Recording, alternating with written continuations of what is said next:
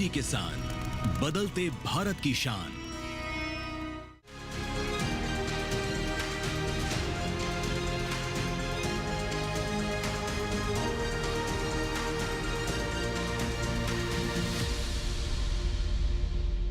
नमस्कार, आप देख रहे हैं दूरदर्शन किसान चैनल।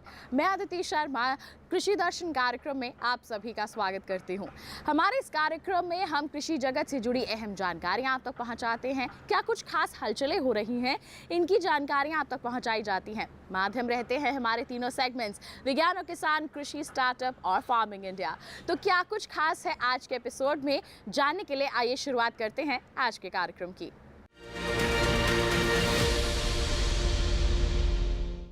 आइए सबसे पहले नजर डालते हैं क्या कुछ खास है आज मंत्रालय से। बरसात के समय में अगर बारिश ना हो तो इससे फसलों को काफ़ी प्रभावित होना पड़ता है। जी हाँ, सिंचाई प्रबंधन हमें बेहतर तरीके से करना पड़ता है और साथ ही साथ इस बात का भी ध्यान रखना पड़ता है कि पानी का नुकसान भी कम हो सके। किस तरह से ये संभव हो सकता है, इस बारे में विस्तृत जानकारी दे रहे हैं कृषि भवन के डीडी किसान स्टूडियो से NIPHM हैदराबाद के सहायक वैज्ञानिक अधिकारी गोविंद कुमार मौर्य। आइए क्या कुछ कहा है उन्होंने, दिखाते हैं आपको। सिंचाई शेड्यूलिंग जनरली कौन सी क्रॉप है, क्रॉप का वाष्पीकरण कितना है, वाष्पोत्सर्जन कितना है और किस टाइप की मिट्टी में लगी हुई क्रॉप है, इस बेस पे हम इरिगेशन का जो सिंचाई की पद्धति है उसको हम डिसाइड करते हैं और कितना सिंचाई देना है वो भी हम निर्णय लेते हैं। तो इसकी सटीक गणना की जाती है कि कौन सी क्रॉप हमें लगी हुई है और कौन सी कितनी हमें सिंचाई देनी पड़ती है। दूसरा है कि सिंचाई पद्धति में आप जैसा मैंने बताया कि सिंचाई पद्धति जो हम सिंचाई करते आ रहे हैं वो पिछले 6000 सालों से करते आ रहे हैं, मगर जो मैनेजमेंट वाली बात बोलते हैं, जो प्रबंधन वाली बात बोलते हैं, उसमें नवाचार क्या हुआ है। नवाचार में जैसे आप देख सकते हैं कि ड्रिप और स्प्रिंकलर, जो टपक सिंचाई है और बौछारी सिंचाई है, टपक सिंचाई और बौछारी सिंचाई को हम किस लेवल तक अपने खेत में यूज कर सकते हैं, इसका प्रयोग आप देख सकते हैं कि चाहे वो पहाड़ी एरिया हो या मैदानी एरिया हो, कहीं भी आप इसको भली भांति और बहुत ही सटीकता से यूज कर सकते हैं। अब प्रबंधन की बात आती है तो हम देखते हैं कि जब खुले नालियों से सिंचाई करते हैं तो बहुत सारा रिसाव के द्वारा पानी का नुकसान होता है। तो पानी की जो बचत है उसको इस विधि से, जो सिंचाई मैंने आपको बताई, टपक सिंचाई और बौछारी सिंचाई है, इस विधि से हम इसको रोक सकते हैं और इस पानी को अगले बार के लिए यूज कर सकते हैं। अब तीसरा आ जाता है कि कौन सी फसल है, फसल पद्धति क्या है। फसल में आप देखिए कि हमें ये देखना है कि हम कौन से एरिया से हैं, जहाँ की पानी ज़्यादा है या कम है। अगर पानी बहुत ही कम है तो हमें जो सूखाग्रस्त जो एरिया है तो हमें ऐसी क्रॉप लेनी चाहिए जिसको पानी की बहुत कम आवश्यकता पड़ती है। या फिर अगर कभी बारिश भी हो गई तो उससे हमारी क्रॉप निकल आए, जैसे कि अरहर की फसल हो गई और कुछ दलहनी फसल हैं जो एक बार में आपको एक बारिश में की पानी में आपको फसल दे देती है, प्रोड्यूस मिल जाता है आपको।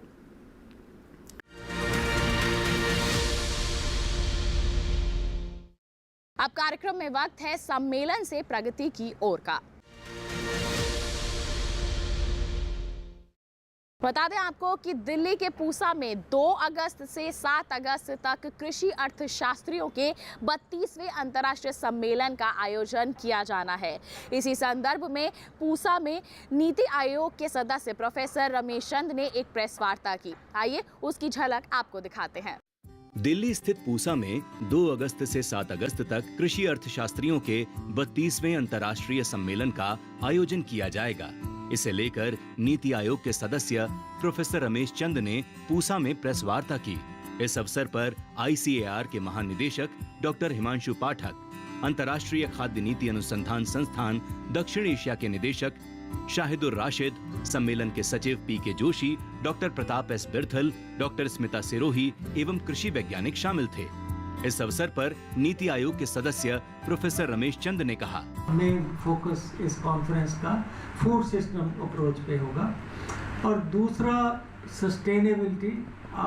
ये बहुत बड़ा कंसर्न है कि हमारे नेचुरल रिसोर्सेज उनका ओवर एक्सप्लॉयटेशन हो रहा है, land, water, ecosystem, forest, biodiversity.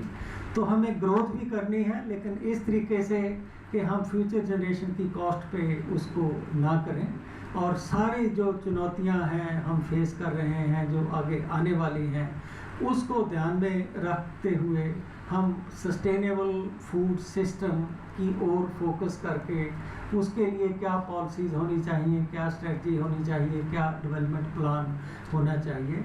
तो आप देखोगे कि बहुत से पेपर जो इस कॉन्फ्रेंस में हैं वो इसी थीम पर फोकस्ड है, सस्टेनेबल फार्मिंग सिस्टम। इस कॉन्फ्रेंस में मुझे डॉक्टर स्मिता सिरोही ने बताया कि 925 लोग रजिस्टर कर चुके हैं और कोई 60-65 स्टूडेंट्स को हमने सपोर्ट किया है। तो क्लोज टू 1000 का हमारा टोटल रजिस्ट्रेशन है। तो जो 925 डेलीगेट रजिस्टर किया है जिन्होंने, उनमें जो हमारे डेलीगेट्स हैं 740 डेलीगेट 75 कंट्री से आ रहे हैं। अब जो 740 लोग हैं वो जो हमारा इंटेलेक्चुअल एक्सपेक्टेशन, जो एकेडमिक एक्सपेक्टेशन इस कॉन्फ्रेंस से है वो हमारी ये है कि इंडियन रिसर्चर, विशेष तौर पर यंग रिसर्चर और स्टूडेंट्स, ये देख कर के इस कॉन्फ्रेंस में बाकी लोग कौन आए हैं, क्या पेपर है, किसने लिखा हुआ, उनके साथ एक रास्ता कायम करें, उनके साथ अपना एक नेटवर्क बनाएं और अपनी जो नेटवर्किंग है उसको आगे अपनी प्रोफेशनल ग्रोथ के लिए उसको यूज़ करें। इस अवसर पर भारतीय कृषि अनुसंधान परिषद के प्रधान वैज्ञानिक डॉक्टर स्मिता सिरोही ने कहा, ये जो अंतर्राष्ट्रीय सम्मेलन हो रहा है कृषि अर्थशास्त्रियों का, ये 32वां अंतर्राष्ट्रीय सम्मेलन है 2 से 7 तारीख तक। इसमें जो अभी तक हमारे रजिस्ट्रेशंस हैं 1000 के करीब हमारे रजिस्ट्रेशंस हुए हैं, जिसमें से 25% भागीदारी भारतीय की होगी। इसमें भारतीय में यंग रिसर्चर्स को खासकर हमने ज़्यादा प्रोत्साहन दिया है। उनके अलग अलग तरह से पेपर हैं, वो लोग अपने पेपर प्रेजेंट करेंगे, पोस्टर्स प्रेजेंट करेंगे और उसके अलावा जिनके पेपर्स और पोस्टर्स नहीं भी थे उन लोगों को भी हमने मौका दिया है अपनी तरफ से फंडिंग सपोर्ट देके कि वो इसमें बाहर से जो इतने विदेश से जो इतने बड़े बड़े लोग आ रहे हैं, जो अर्थशास्त्री आ रहे हैं, उनके साथ वो नेटवर्क कर सकें। और देश के हमारे पास 75 देश के लोग जो हैं इसमें भागीदारी करने के लिए आ रहे हैं, विभिन्न देशों के। जो इसका थीम है वो है transformation towards sustainable agri food systems, यानी सतत कृषि पद्धति की ओर हम किस तरह से आगे बढ़ सकते हैं। किसानों के लिए जो भी अच्छे नीति निर्धारण होते हैं वो किसानों के लिए ही फ़ायदे की बात होती है और ये नीति निर्धारण के लिए बहुत ही आवश्यक है कि जो रिसर्च है उसके पीछे वो एक अच्छी रिसर्च, एविडेंस बेस्ड रिसर्च जिसको हम कहते हैं, अगर रिसर्च अच्छी होगी तो नीति निर्धारण भी उतना ही पुख्ता होगा। तो ये जो सम्मेलन है जिसमें अलग अलग जगह से अर्थशास्त्री आ रहे हैं, वो लोग विचार विमर्श करेंगे कि क्या कृषि की समस्याएं हैं, कैसे किस तरह की कृषि समस्याओं के लिए क्या पॉलिसीज़ होनी चाहिए, किस तरह के एविडेंस हम उनको दे सकते हैं जिससे अच्छी पॉलिसीज़ बन सके। और इसमें हर तरह के पहलू कवर किए जा रहे हैं, या तो वो सोइंग से लेके पूरा फार्म प्लेट तक हर तरह से वैल्यू चेन किस तरह से होनी चाहिए, या क्या उसमें इश्यूज़ हैं वैल्यू चेन में, क्या उसकी इकोनॉमिक्स है, क्या उसकी नीतियाँ होनी चाहिए। इसी तरह से जो क्लाइमेट चेंज से रिलेटेड जो है, जो सॉइल डिग्रेडेशन से रिलेटेड है, जितने भी पहलू हैं जो हमारे आजकल चैलेंजेस हैं या फिर वो मार्केटिंग के चैलेंजेस हैं, वो सारी चीज़ें इसमें कवर की जा रही हैं। इसी के साथ कार्यक्रम में वक्त एक छोटे से ब्रेक का। आप कहीं मत जाइए, देखते रहिए कार्यक्रम कृषि दर्शन और बने रहिए दूरदर्शन किसान पर। नमस्कार किसान भाइयों और बहनों, आप देख रहे हैं डीडी किसान। मैं हूं आपकी होस्ट एआई भूमि और आपका स्वागत है हमारे शो किसान जीके में। यहाँ हम आपके लिए लाते हैं खेतीबाड़ी और ग्रामीण जीवन से जुड़े ज्ञानवर्धक सवाल। तो चलिए शुरू करते हैं आज का सवाल। निम्न में से बैंगन की कौन सी प्रजाति के फल गोल आकार के होते हैं? ए पूसा क्रांति, बी अर्का सील, सी अर्का नवनीत, डी अर्का शिरीष।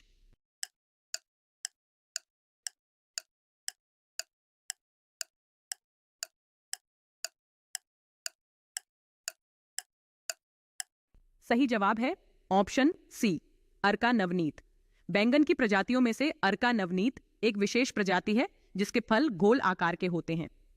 अन्य प्रजातियों जैसे पूसा क्रांति, अर्का सील और अर्का शिरीष के फलों के आकार में अंतर होता है, लेकिन अर्का नवनीत अपने गोल फलों के लिए जानी जाती है। यह प्रजाति किसानों के बीच लोकप्रिय है क्योंकि इसके फल आकार में एक समान और गोल होते हैं जो बाजार में अच्छी कीमत पर बिकते हैं। आज किसान जी के में बस इतना ही। मिलते हैं अगले एपिसोड में। तब तक के लिए खुशहाल खेती और स्वस्थ जीवन की कामना के साथ नमस्कार। नमस्कार, मैं हूं आपकी एआई एंकर भूमि। आज हम बात करेंगे सटीक कृषि और आधुनिक प्रौद्योगिकी से बढ़ती फसल की पैदावार के बारे में। 29 जुलाई 2024, नई दिल्ली। कृषि एवं किसान कल्याण मंत्रालय भारतीय कृषि क्षेत्र में सटीक कृषि और प्रौद्योगिकी के उपयोग को बढ़ावा दे रहा है। केंद्रीय कृषि मंत्री श्री शिवराज सिंह चौहान ने राज्यसभा में बताया कि सटीक कृषि का उद्देश्य जीपीएस, सेंसर और ड्रोन का उपयोग करके खेतों का प्रबंधन करना है। इसके माध्यम से मिट्टी के गुण, नमी स्तर और फसल के स्वास्थ्य पर डेटा एकत्र किया जाता है, जिससे किसानों को उर्वरकों, कीटनाशकों और पानी जैसी कृषि जरूरतों को सटीक रूप से पूरा करने में मदद मिलती है। सटीक कृषि तकनीकों से संसाधनों का अधिकतम उपयोग होता है और बर्बादी कम होती है। ड्रोन और रिमोट सेंसिंग तकनीक से फसलों के स्वास्थ्य की निगरानी होती है, जिससे समय पर उपाय करना संभव होता है। यह तकनीकें पर्यावरणीय प्रभाव को कम करते हुए फसल उत्पादकता बढ़ाने में मदद करती हैं। इसके अलावा एकीकृत कीट प्रबंधन (IPM) दृष्टिकोण से रासायनिक कीटनाशकों पर निर्भरता कम होती है और पर्यावरण को सुरक्षित रखा जाता है। यह प्रौद्योगिकियां उच्च फसल उपज, बेहतर संसाधन प्रबंधन और कम पर्यावरणीय प्रभाव में योगदान देती हैं, जिससे वैश्विक खाद्य सुरक्षा सुनिश्चित होती है। देखते रहिए डीडी किसान। धन्यवाद। आइए किसान भाइयों बहनों, अब कार्यक्रम में नजर डालते हैं सेगमेंट विज्ञान और किसान पर।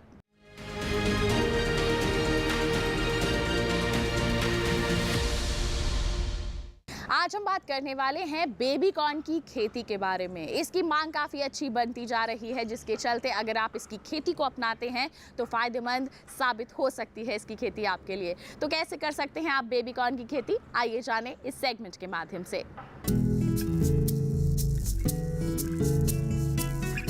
बेबी कॉर्न की कृषि आज भारत में प्रचलित होती जा रही है। बढ़ती हुई मांग को देखते हुए ऐसा लग रहा है कि कृषि विज्ञान केंद्र की मदद से बेबी कॉर्न की कृषि जल्द ही भारत के अन्य कई राज्यों में भी शुरू हो जाएगी। बेबी कॉर्न की कृषि आप साल भर कर सकते हैं।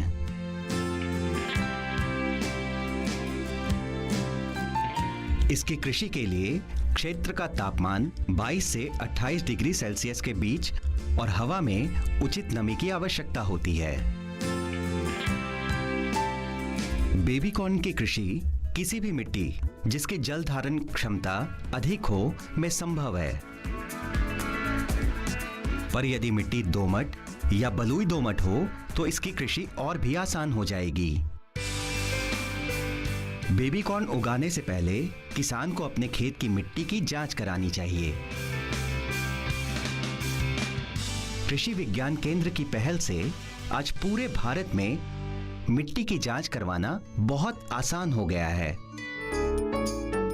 बेबी कॉर्न उगाने के लिए मिट्टी का पीएच मान 6 से 7 के बीच होना चाहिए।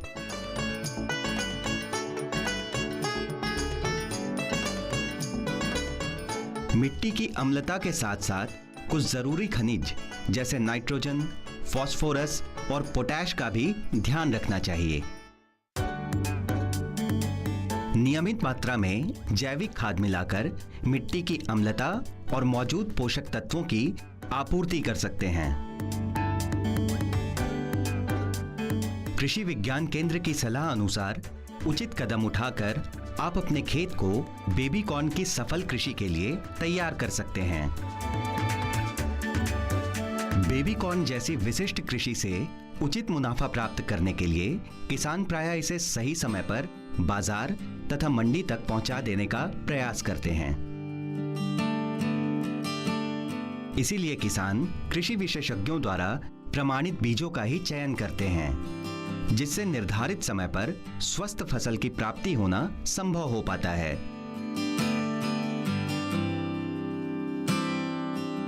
ये प्रमाणित बीज आपको कृषि विज्ञान केंद्र या सरकार द्वारा मान्यता प्राप्त बीज विक्रेताओं से आसानी से मिल जाते हैं। आज रोपण किए 90 दिन हो चुके हैं। बेबी कॉर्न की फसल अब बिल्कुल तैयार दिख रही है। हर एक पौधे पर लगी बालियों को ध्यानपूर्वक तोड़कर इन टोकरियों में भरा जा रहा है। बेबी कॉर्न की उपज इसके किस्मों की क्षमता एवं मौसम पर निर्भर करती है। अगर सब कुछ इसकी कृषि के लिए अनुकूल रहा तो 1 एकड़ क्षेत्रफल से लगभग 2700 किलोग्राम बेबी कॉर्न की प्राप्ति संभव है। तो ये था सेगमेंट विज्ञान और किसान। इसी के साथ कार्यक्रम में वक्त एक छोटे से ब्रेक का। आप कहीं मत जाइए, देखते रहिए कार्यक्रम कृषि दर्शन और बने रहिए दूरदर्शन किसान पर। नमस्कार किसान भाइयों और बहनों, आप देख रहे हैं डीडी किसान। मैं हूं आपकी होस्ट एआई भूमि और आपका स्वागत है हमारे शो किसान जीके में। यहां हम आपके लिए लाते हैं खेती बाड़ी और ग्रामीण जीवन से जुड़े ज्ञानवर्धक सवाल। तो चलिए शुरू करते हैं आज का सवाल। इनमें से कौन सा खरपतवार बीज है जो कि सरसों के बीज जैसा होता है? ए सत्यानाशी, बी बथुआ, सी अमरबेल, डी हिरणखुरी।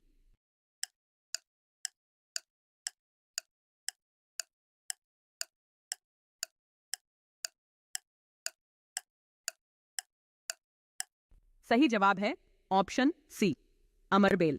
अमरबेल एक परजीवी पौधा है जिसके बीज सरसों के बीज जैसे होते हैं। यह पौधा खुद में क्लोरोफिल नहीं रखता और इसलिए अपने पोषण के लिए अन्य पौधों पर निर्भर रहता है। यह अपने मेजबान पौधे के तने के चारों ओर लिपटकर उसकी शाखाओं में घुसकर पोषक तत्व और पानी चूसता है। आज किसान जी के में बस इतना ही। मिलते हैं अगले एपिसोड में। तब तक के लिए खुशहाल खेती और स्वस्थ जीवन की कामना के साथ नमस्कार। नमस्कार, आप देख रहे हैं डीडी किसान। मैं हूं एआई कृष और आज हम ओडिशा, बिहार और झारखंड में होने वाली खेती किसानी से संबंधित सलाहों के बारे में पूरी जानकारी देंगे। ओडिशा के भद्रक, बालासोर और जजपुर जिले में धान की फसल से बारिश का फालतू पानी निकालने का काम करें। वहीं सब्जियों के खेतों और नर्सरी से भी फालतू पानी बाहर निकालें।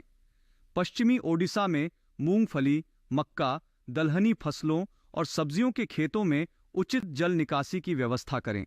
ओडिशा के किसान साफ मौसम के दौरान धान की रोपाई करते रहें। यहाँ के किसान कम अवधि और मध्यम अवधि वाली धान की प्रत्यक्ष रूप से बुवाई करने का काम करें। ओडिशा के उत्तर पश्चिमी पठार क्षेत्र में अरहर की बुवाई का काम करें। वहीं पूर्वी घाट के ऊपरी हिस्सों में रागी की बुवाई कर सकते हैं। बिहार की बात करें तो यहाँ के उत्तर पश्चिमी जलोढ़ इलाके में धान की रोपाई का काम करें। बिहार के ऊपरी हिस्सों में अरहर की बुवाई का काम करें। बिहार के किसान इन दिनों मिर्च की नर्सरी बोने का काम भी कर सकते हैं। साथ ही झारखंड के पश्चिमी पठार क्षेत्र में काले चने की बुवाई का काम पूरा करें। यहाँ के किसान उड़द और मूंग की बुवाई का काम भी पूरा कर लें। साथ ही मौसम के अनुसार सब्जियों की बुवाई करें। इसी तरह कृषि और किसानों से जुड़ी हर महत्वपूर्ण जानकारी के लिए हमारे साथ जुड़े रहिए और देखते रहिए डीडी किसान। धन्यवाद।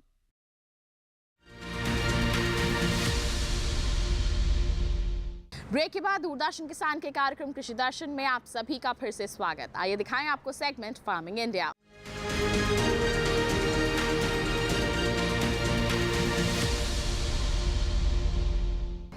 आज हम बात करने वाले हैं DDU-GKY यानी कि दीनदयाल उपाध्याय ग्रामीण कौशल्य योजना के बारे में। भारत सरकार की बहुत ही महत्वाकांक्षी योजना है।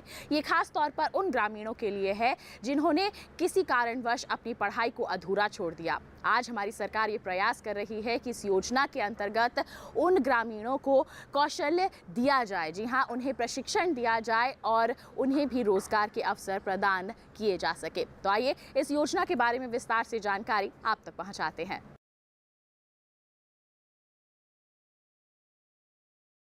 भारत आज सिर्फ अपने लिए ही नहीं बल्कि दुनिया के लिए भी स्किल्ड प्रोफेशनल्स को तैयार कर रहा है। और जो नौजवान बेटे बेटियां ये स्किल के रास्ते पर आई हैं, सोच रही हैं, जाना चाहती हैं, मैं समझता हूं कि उन्होंने सही रास्ता चुना है। वो अपने इस कौशल के माध्यम से, अपने इस सामर्थ्य के माध्यम से अपने परिवार को भी बहुत कुछ दे सकते हैं, देश को भी बहुत कुछ दे सकते हैं।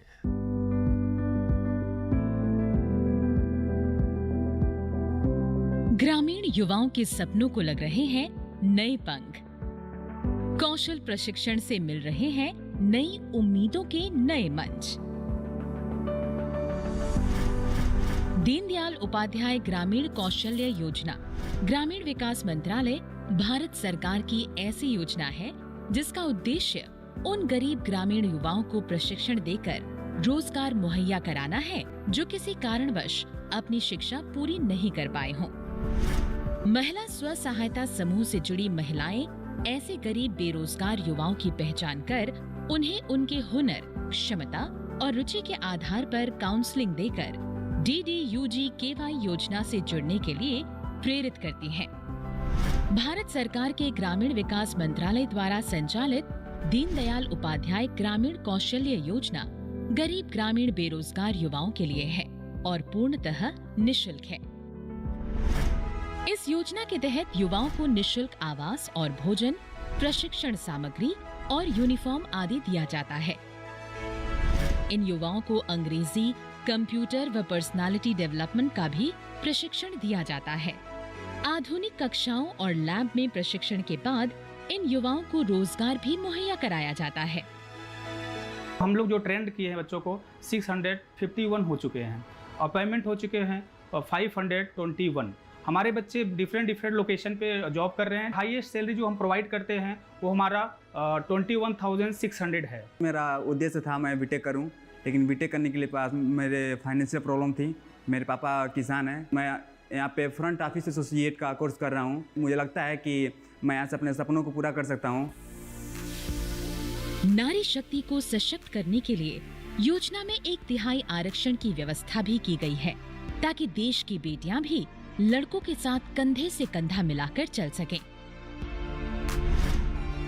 दीनदयाल उपाध्याय ग्रामीण कौशल्य योजना के तहत 37 सेक्टर्स में 1500 ट्रेनिंग सेंटर्स के माध्यम से 729 तरह के कौशल प्रशिक्षण दिए जा रहे हैं, जिनसे अब तक 15 लाख से अधिक ग्रामीण युवाओं को कौशल प्रशिक्षण का लाभ मिल चुका है और 9 लाख से अधिक युवा अलग अलग सेक्टर्स में जॉब करके अपनी जिंदगी को संवार रहे हैं।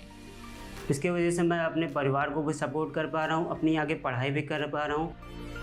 भारत सरकार के ग्रामीण विकास मंत्रालय की महत्वाकांक्षी योजना दीनदयाल उपाध्याय ग्रामीण कौशल्य योजना रोजगार और प्रशिक्षण के बीच एक सेतु की तरह काम करती है, जिसमें 3 महीने से लेकर 1 साल तक के प्रोफेशनल स्किल डेवलपमेंट कोर्स कराए जाते हैं।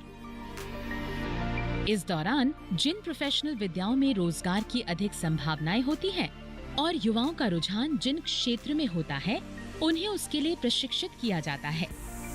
ट्रेनिंग के लिए विभिन्न मानक प्रक्रियाओं का ध्यान रखा जाता है। प्रशिक्षण के सभी course national council for vocational education and training से मान्यता प्राप्त होते हैं।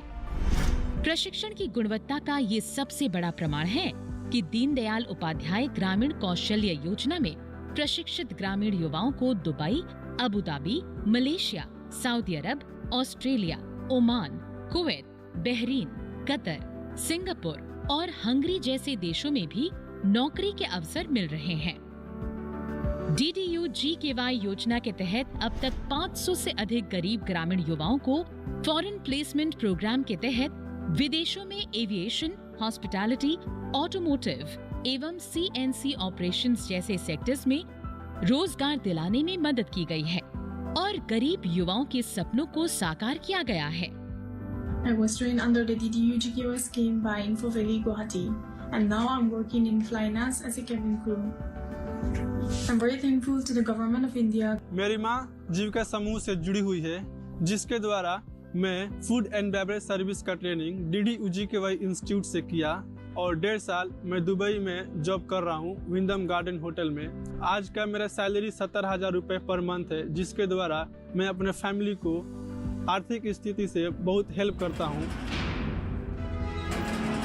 DDU-GKY योजना के द्वारा इस वर्ष से कैप्टिव रोजगार योजना भी आरंभ की गई है। कैप्टिव रोजगार योजना के अंतर्गत इंडस्ट्री पार्टनर्स द्वारा स्वयं युवाओं को उनके कार्य अनुसार प्रशिक्षित करके 100% ट्रेनीज को रोजगार दिया जाता है। जो भी बच्चे हम हायर करते हैं उन्हें हमें कोई भी काम सिखाना नहीं पड़ता है, क्योंकि वो पहले से ही ट्रेंड बच्चे रहते हैं। ये बच्चे मोटिवेटेड होते हैं पहले से ही, तो हमको भी उनके साथ काम करने में अच्छा रहता है। अगर हम फ्रेश कोई हायर करते हैं, उनके लिए हमें बहुत टाइम उनको काम के बारे में सिखाना पड़ता है, उनको बताना पड़ता है। बहुत सारा हमारा टाइम, एफर्ट्स, एनर्जी हमारी जो वेस्ट होती थी वो इससे हमें बचने लगी और ये हमारे लिए एक बहुत फ़ायदेमंद प्रूव हो रहा है। गरीब ग्रामीण युवाओं को स्वरोजगार उपलब्ध कराने के लक्ष्य के साथ DDU-GKY 2.0 नए प्रारूप में तैयार है, जिसमें स्किल लोन, अपस्किलिंग और रीस्किलिंग की सुविधा पूर्वोत्तर राज्यों के लिए विशेष कमेटी और सोशल ऑडिट जैसे कई प्रावधान प्रस्तावित हैं। राष्ट्रीय ग्रामीण आजीविका मिशन DNRLM के साथ ग्रामीण क्षेत्रों में सामाजिक और आर्थिक बदलाव के लिए और गरीबी उन्मूलन की दिशा में क्रांति लाने में DDU-GKY अभूतपूर्व सफलता प्राप्त कर रही है। दीनदयाल उपाध्याय ग्रामीण कौशल्य योजना ने बदली है ग्रामीण युवाओं की जिंदगियां। अब रोजगार कर रहे गरीब ग्रामीण युवाओं के चेहरों पर खिल रही हैं खुशियां।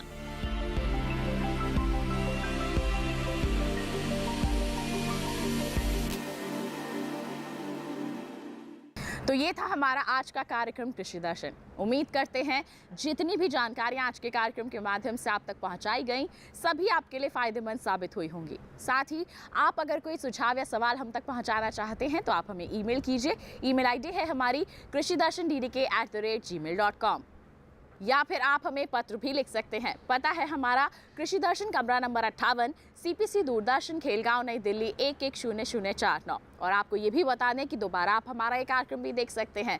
टीवी स्क्रीन पर दिखाई जा रहे इस QR कोड को स्कैन कीजिए, सीधा पहुंचेंगे हमारे YouTube चैनल पर और आप हमारा ये एपिसोड दोबारा देख सकते हैं, पुनः ये जानकारियाँ हासिल कर सकते हैं। और इसी के साथ किसान भाइयों बहनों, आज के लिए इतना ही। अगले अंक में फिर होंगे हाजिर, तब तक के लिए दीजिए इजाज़त, लेकिन आप बने रहिए दूरदर्शन किसान पर। नमस्कार।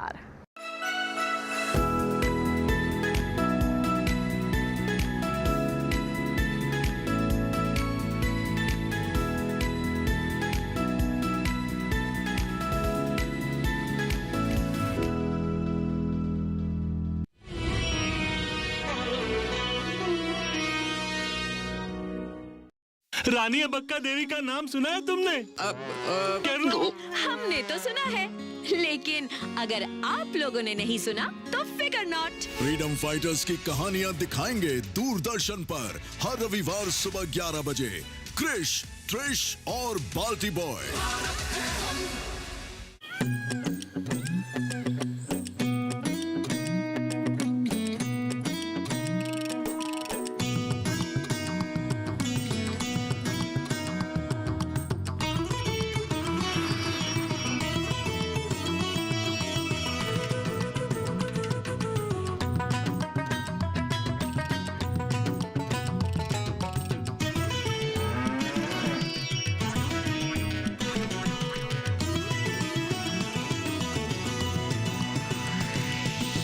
डीडी किसान, बदलते भारत की शान।